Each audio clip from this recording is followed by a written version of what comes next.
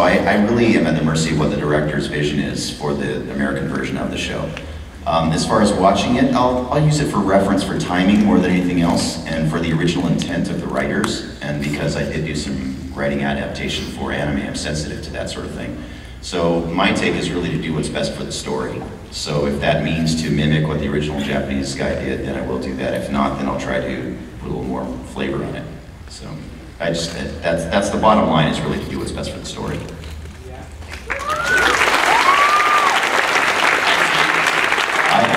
What was the weirdest thing that has ever happened to you during your voice acting career? Oh boy, here we go.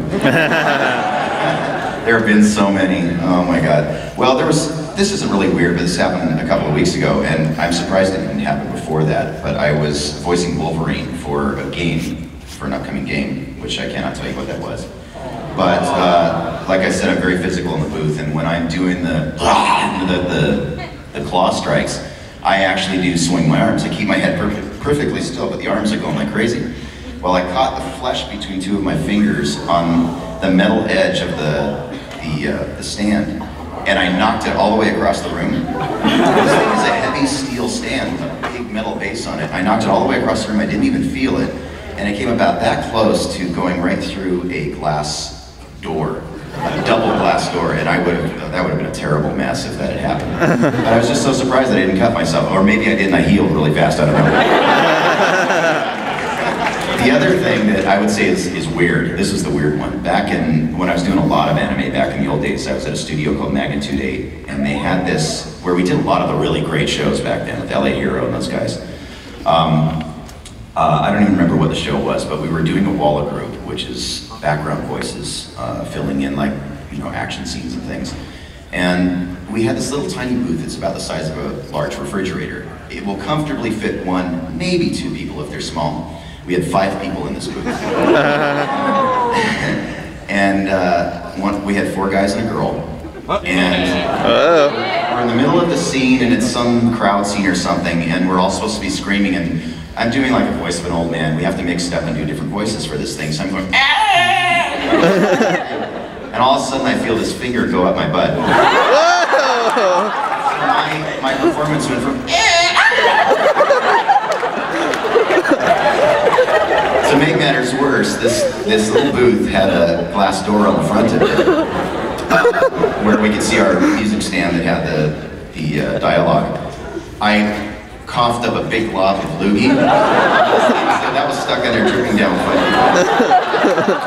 And as I'm turning around trying to figure out who put the finger up the butt, it turns out it was the director's girlfriend. Awkward. He was okay with it. I don't know.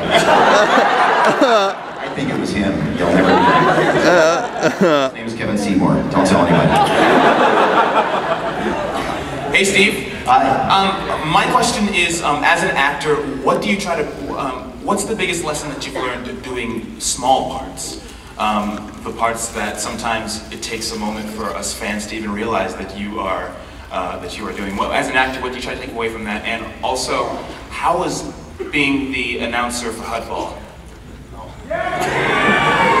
Okay, first things first, I love small parts, as I was saying. I love doing little bit parts, especially ones that I'm not sure if anybody's going to recognize that I go uncredited for. That's always really fun for me.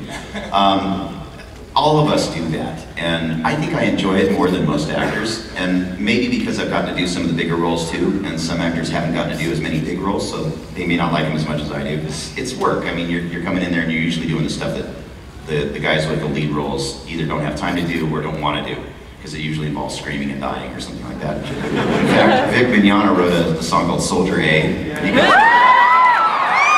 We have all been Soldier A, and so I don't mind it. I like it. I have no problem with it, and part of that is because there's no commitment to it. I really don't have to worry. I just kind of go in, make up something, and go on to the next thing. So it's easy for me. And as far as being the Hudball announcer, that was pretty fun. That was very unexpected. Those sessions were crazy because we all did 20 voices on that game. So yeah, that was pretty weird. I don't even remember what I did for it because it was in the context of a script that thick. But it was loud. It was pretty loud, right? Yeah. Yeah. Thank you. Hi, Steve. Hi. It's Starscream's voice, out of all the villains, which one's your favorite and why? Starscream's voice, what was it? Which one's your favorite? Out of all the villains you voiced over, which one's your favorite and why? Well, if I do it as Starscream, it has to be Starscream. Who else would he give credit to? He doesn't even give credit to his Lord and Master.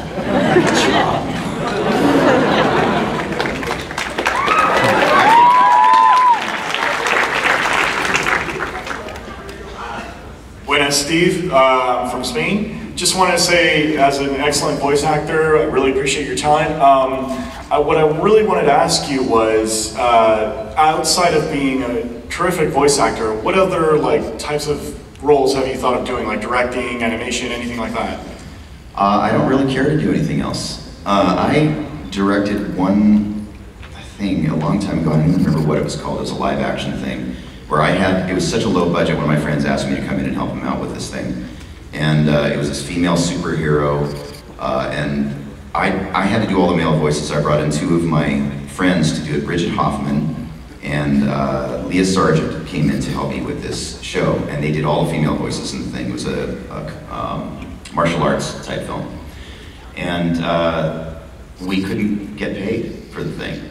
And it was brutal because we had to write the script on the fly. It was such a terrible directing experience. I feel guilty about not getting them paid their full rate to this day, and that was like 10 years ago. It was so painful for me that I just didn't want to do it again. It kind of jaded me towards the whole directing experience. I didn't want to be on that side of it. And as far as on camera acting, I had kind of a bad taste of that too. I didn't like the audition process. I think it's kind of mean, and I think it's rough on people when they're getting in the business to be judged by how you look rather than what you can do. So I'm very happy to be a voice monkey. I have more of a face for radio anyway, so I'm really okay with that. And I do like the anonymity that goes with being a voice actor. I mean, here you guys know what I look like, but when I go home, nobody has any idea who I am. I can walk the streets, I can have a normal life. So I really like that. And I don't make the big money like the big celebrities do, but I make enough to have a comfortable living, and that's all I could ask for. So, and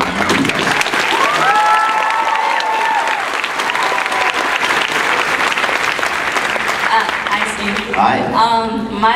I was just wondering, what is a question that you've never been asked but always wanted to be asked?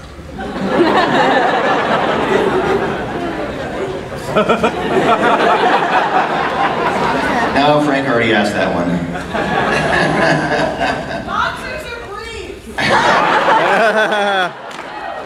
Nothing commando, baby. I haven't been asked that question, but thank you for bringing that to the table. Maybe over or under with the toilet paper question? I don't think I've ever been asked that. Over.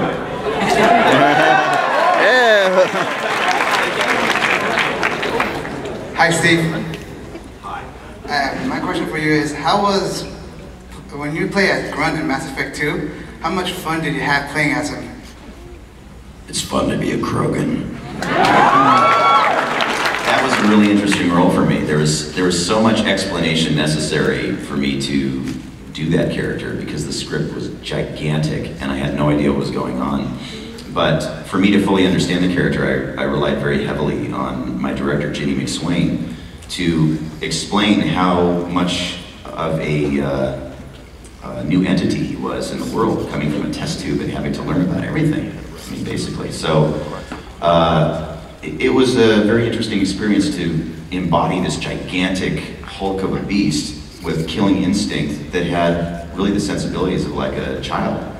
And he sort of grew up in the course of the game, I guess. And so it was interesting to mix those elements together, and hopefully it played out like that. Yeah, but it was really fun. That was a really fun game to work on. Thank you.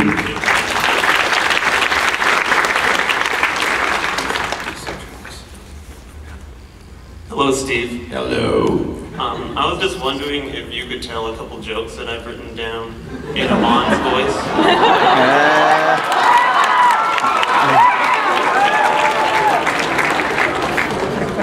You guys seen these things flying around the web?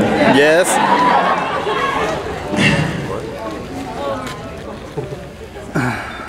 Suck.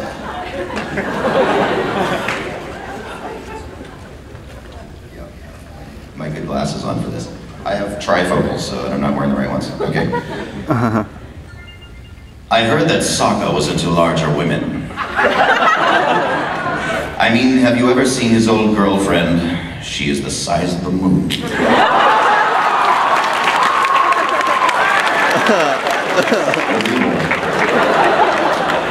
I didn't write these, okay? I'm not accepting blame for this. A lot of people have been asking me why I'm pushing this equalist thing so hard. And I tell them, a man's gotta do what a man's gotta do. My boy, I'm on a boat.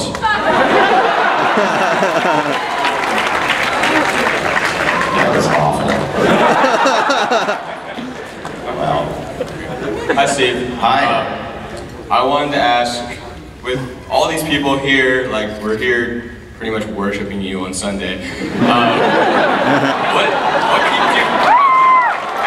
Oh, don't go there. I'm sorry, God. I'm still worshiping you. What keeps you humbled and like, what keeps you to be such a cool guy with everything that goes on for you? I have people around me that love me and know that I fart and burp.